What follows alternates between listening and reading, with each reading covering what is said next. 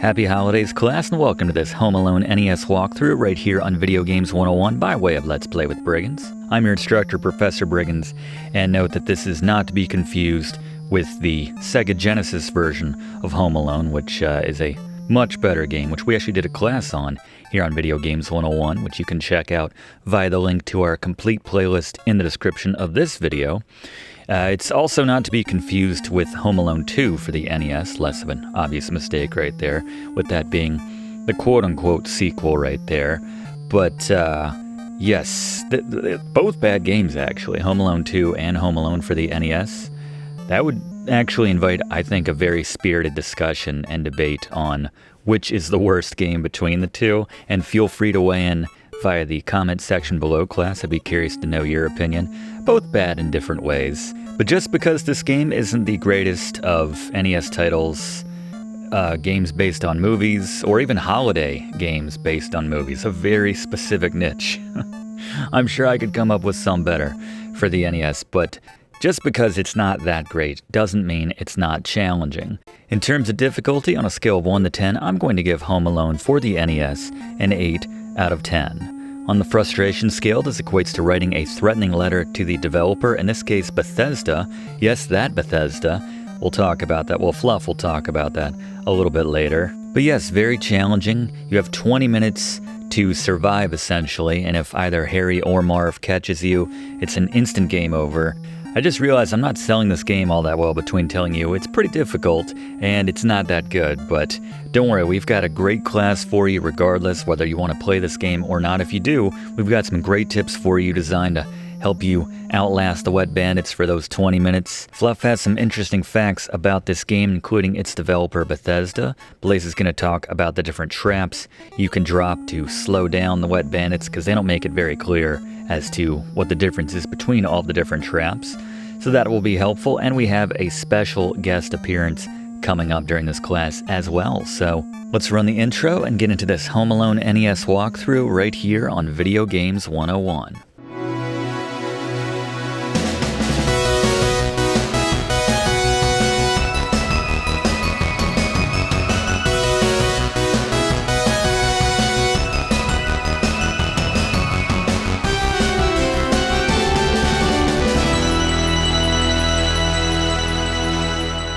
Alright, as we begin a new game, let's take a look at the controls for Home Alone for the NES right here.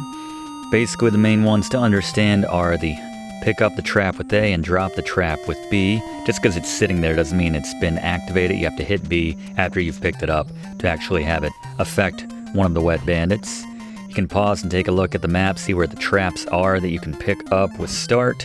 Cycle your traps in your inventory with Select. You can also hold up when you're next to something you can hide behind to hide behind it. Talk about that in a second.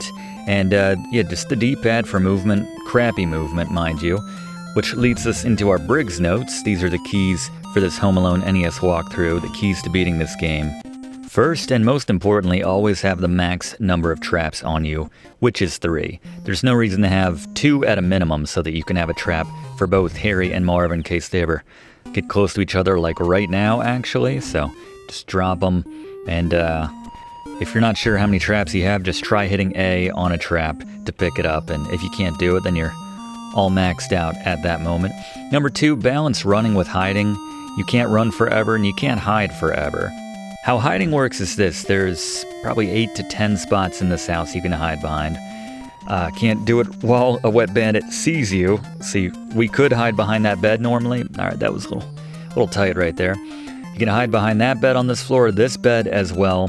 But again, they're so close that they would see us going into that hiding spot and they would catch us.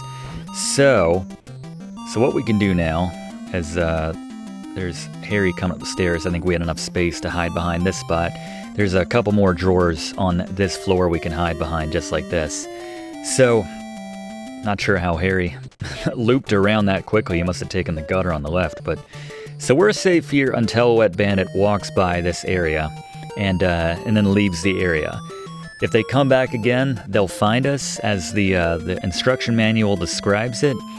Both Marv and Harry are extremely intelligent villains in that they were modeled with actual human behavior. We can So he's probably going to go to the right, then come back. We're safe until he leaves. So now we're going to pop out to the right after we confirm that Marv is downstairs. There we go. Again, another chest of drawers right here you can hide behind right there. It says, being smart, quote, enables them to track Kevin down in a way that is unique to the Nintendo Entertainment System library of enemy characters. So not to blow our own horn, but we're smarter, is what Bethesda's saying with this very early instance of AI. But anyway, yeah, there are, as I said, about 8 hiding spots in the house. The bed's on that second floor, the Christmas tree on the first floor, the chest of drawers on this top floor, and then in the basement there's a spot on either side of the radiator, and then one next to a safe down there as well. So I guess about 8 spots you can hide in this house. Until they become compromised, as I mentioned, by one of the Wet Bandits discovering it, or running by you, and then by virtue of that cutting-edge AI, they can figure you out. Getting back to the Briggs notes, finally, number 3, go in a loop, don't backtrack too much like we're doing here. This is to prove a point. And number 4, this is also relevant for where we are. Know the physics plus the slow, tricky spots. Going up and down stairs is kind of tricky. Positioning yourself in the right spot to go like down these basement stairs is kind of tricky.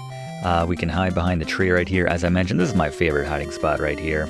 But yeah, the stairs is where we slow down, but the Wet Bandits maintain their top speed. Generally, we're about as fast as the Wet Bandits, but that's where we really take a hit, is on those stairs, on the gutter, the pipe outside. But yes, it's very easy to get trapped or not go in the direction that you want to go by virtue of bad game design, basically. So just be aware of that. And while we got some downtime hiding in this Christmas tree, let's bring in Gary for some tips on dealing with the Wet Bandits. Gary?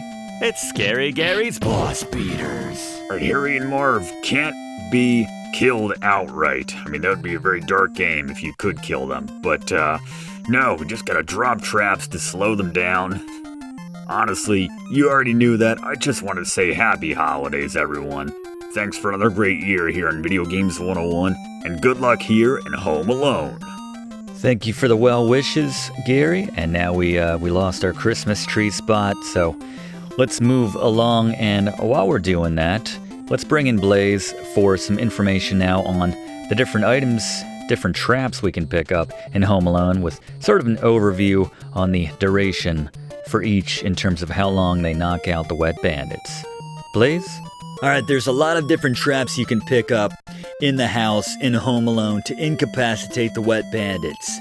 Each of these does so for different amounts of time, so let's go from shortest to longest, or least to most effective. First, 2 seconds apiece, roughly, give or take. You have the brown lamp, the soap, the soup, and the nails. If you hit one of the Wet Bandits with one of these, make sure you are running. I mean, make sure you're always running, but definitely run, because they'll be popping right up after you drop one of these. Next, for 4 seconds, roughly speaking, we have the Christmas lights, the iron, the paint can, the water bucket, the spider, and the white, the blue, and the green lamps. Now, the green lamp comes with an asterisk because there's multiple green lamps in this game. I found that the one on the top floor lasts twice as long, so they really don't want you to figure out these items, I've discovered, from what I can tell the developers. But, so there you go. The green lamp, depending on the one you pick up, 4 to 8 seconds. Like I said, with the weaker stuff, just make sure you drop it and run. Next, we have the tar can, that's about 10 seconds. The cars, 14. Same with the charcoal starter, that's kind of that thing that Kevin put on the doorknob to burn Harry's hand in the first movie. The television, the best item you can pick up in terms of dropping, 20 seconds when you trip up one of the Wet Bandits by dropping that. And then very difficult to pull off the chandelier, the professor, Fluff. They'll talk about how to use this, but yeah, you'll drop this and drop it on one of the Wet Bandits' heads. You get 28 seconds that they'll be out for the count, so very valuable if you can pull it off. Note that each of these items can be used 2 to 4 times, generally speaking, so don't get too mathy about any of this. You know, if you overthink it, then the Wet Bandits, they're gonna grab you, and Harry's gonna do that thing where, chew your fingers off or something like that. A little dark for a kid's movie, but yeah, just don't overthink it. Use the Briggs notes that the professor mentioned. You'll be okay, but there you go, the items of Home Alone. Good call, Blaze. Yeah, I also want to point out that seems like a little bit later on in the game, the traps aren't quite as effective. And certainly if you've... I love that glitch right there. The Michael Jackson, the moonwalk. Sometimes you get a happy glitch every now and then, but yes, the traps can be a bit of a head scratcher sometimes with the exact lengths that you're going to get from one. All this to say that you should never rely on any specific amount of time when it comes to a trap. Like, you should always just get the heck out of there. Don't linger. I don't know why you would ever linger. You can see the effects of the stairs on Kevin right there versus Marv. I don't know, I guess adults can just take stairs a lot faster than kids. I don't know, I used to race up and down stairs when I was a kid, so not sure that holds, but that's fine. So anyway, yeah, don't miss sometimes the items blend in with the background you can see here and there. I just feel like they modeled Marv in this game, his animation design, after Castro. Something about all the green and the beard, and I don't know. Especially from that front. There you go. It's hard to find those stairs sometimes, as I mentioned earlier, but arguably the most items can be found in the basement, so a good place to load up on those. But I teased it in the intro. We have a special guest today, class. Who are you gonna get for a holiday-themed game like Home Alone, even a bad one, other than the big man in red himself? Class, give a warm holiday welcome to Santa Claus. Ho, ho, ho, ho! Merry Christmas and Happy Holidays, Professor. Well, thank you so much for making some time for us, Santa. I know you're very busy this time of year. Well, I just dropped by to tell you that you made the nice list this year for helping the world beat this festering turd of a game. I mean, it really is bad, Professor. I know, I'm well aware. But, as a gift for you and your class, Santa brought you a hack your class can use to their advantage. Alright, what's that? Well, there are many different glitch points where you can permanently freeze Harry and Marv, giving you some breathing room and a chance to safely burn up some clock when you need it. Santa's favorite is at the bottom of the basement stairs on the right. To freeze Harry or Marv, simply drop a trap at the bottom of the stairs. After one of the Wet Bandits gets up, they'll usually be frozen in place while you hide in the house and wait for the Chicago police to show up. By the way, 20 minutes for a response time, Professor? What's that about? I mean, I know it's Christmas, but come on. Thank you, Santa. I'm not sure we'll use it. You know, we try to teach the legitimate way of beating these games on this channel, but very much appreciate it. See what I mean? The nice list. Well, just the same, to you and all your students one last time, Merry Christmas and Happy Holidays! Thank you so much, Santa. Same to you. How about that, class? Said it once, I'll say it again. Best booking agent in all of the walkthrough community. But that may explain why we haven't had a Harry sighting in a while, though I don't remember dropping anything at the bottom of the stairs, or at least not that close that Santa was talking about. So we'll try to unglitch that if possible, but as we do that, let's bring in Fluff for a long overdue Fluff fact about Home Alone for the NES. Fluff, what do you got for us? As I mentioned in our class on the Sega Genesis version of Home Alone, the film Home Alone received a staggering number of completely different versions of video games bearing its name for different platforms. While the plot is always roughly the same with Kevin being left home alone, how about that, the presentation of this was vastly different from system to system. For instance, in the Super Nintendo iteration, Kevin is tasked with bringing the McAllisters' valuables from all over the house to a safe room in the basement, avoiding obstacles and a variety of enemies in addition to eluding capture from the Wet Bandits. The Game Boy version looks different, but the concept is somewhat similar. The PC version of the game is similar to the Sega version in that Kevin is given a limited amount of time to set up traps in the house and can ultimately fend off the Wet Bandits if he inflicts enough damage on them. Though in this case, that's the ultimate goal, rather than the run-out-the-clock time limit present in the Sega versions. Arguably the best version is that aforementioned Sega version, specifically the Sega Genesis and Game Gear version, which sees Kevin defending 5 houses in his entire neighborhood from the Wet Bandits, planting a finite amount of traps, and collecting ammo from, in, and around the houses to construct a variety of weapons to fend off the Wet Bandits. Note that this is not to be confused with the 8-bit Sega Master System version, which is of course completely different, but honestly at this point I'm tired of talking about the different varieties of this game. This finally brings us back to our NES version we're playing here, which is considered to be among, if not the worst of the crop, due to its number of glitches and repetitive, if not limited, gameplay. Yeah, this is one of those classes where we hope that our misery entertains you around the holidays. Thank you very much, Fluff. Much appreciated. And again, just going back to those Briggs notes, trying to balance some traps with our hiding spots here. We still got quite a few hiding spots to exploit in this one. And I mentioned you could pause and take a look at the different traps by pressing start on demand at any point in the game, but also want to mention that you can check the remaining time before the police show up again. As Santa pointed out, Chicago's finest with that 20-minute response time.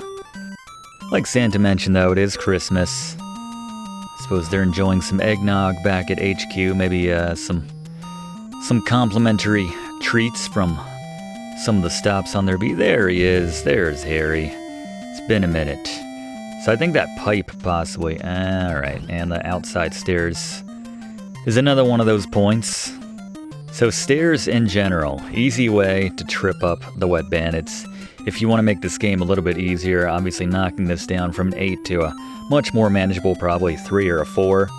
Just trap them around some stairs and enjoy the glitch. Let it work for you in that case, since everything else in this game is working against you, especially the controls, but there you go. I think we unglitched him possibly by hitting that gutter on the left. I think that's the only thing. That was our first time climbing down that gutter, so something about that seems to have resolved whatever Harry's issue was. You see all the remaining traps still in that basement. Just to show you, if Harry was in fact trapped or frozen for a good chunk of this class, then that just goes to show how difficult this game is. Running low on traps at this point.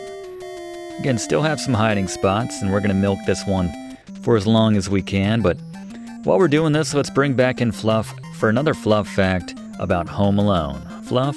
The NES version of Home Alone was developed by the makers of much better games, Bethesda, Maryland-based video game developer Bethesda Softworks. This was one of their earliest, and thankfully relatively few NES-developed titles.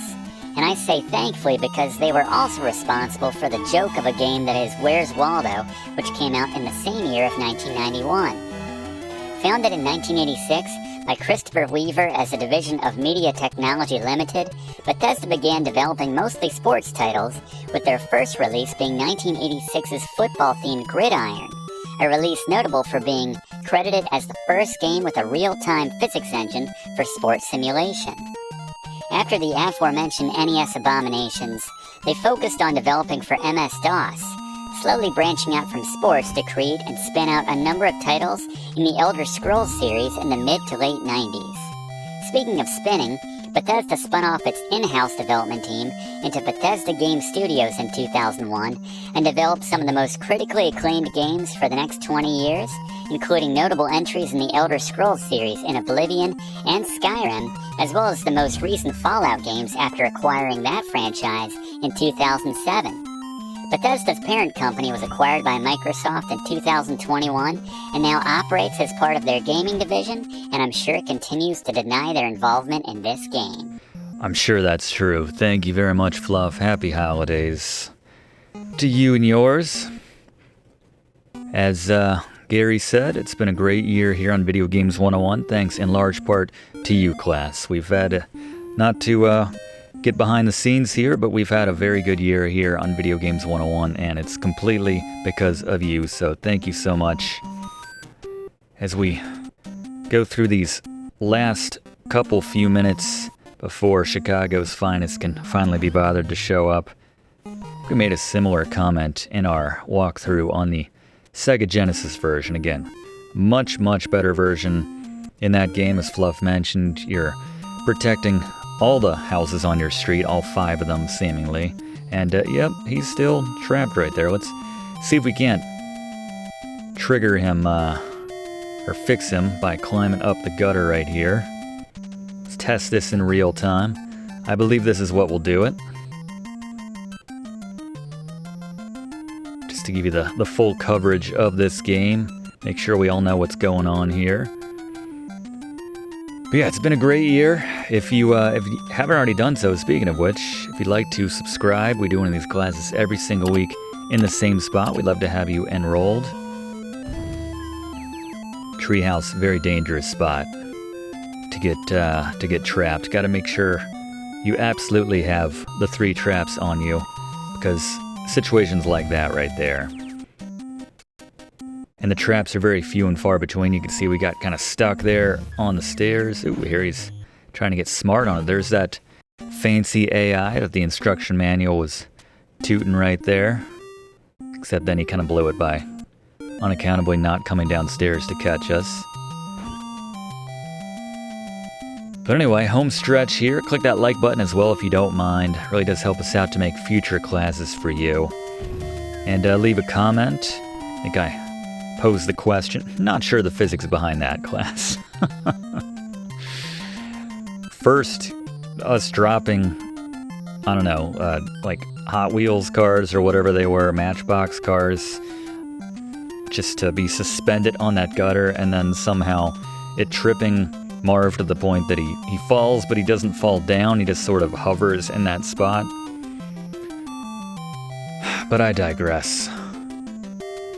Not too much left here.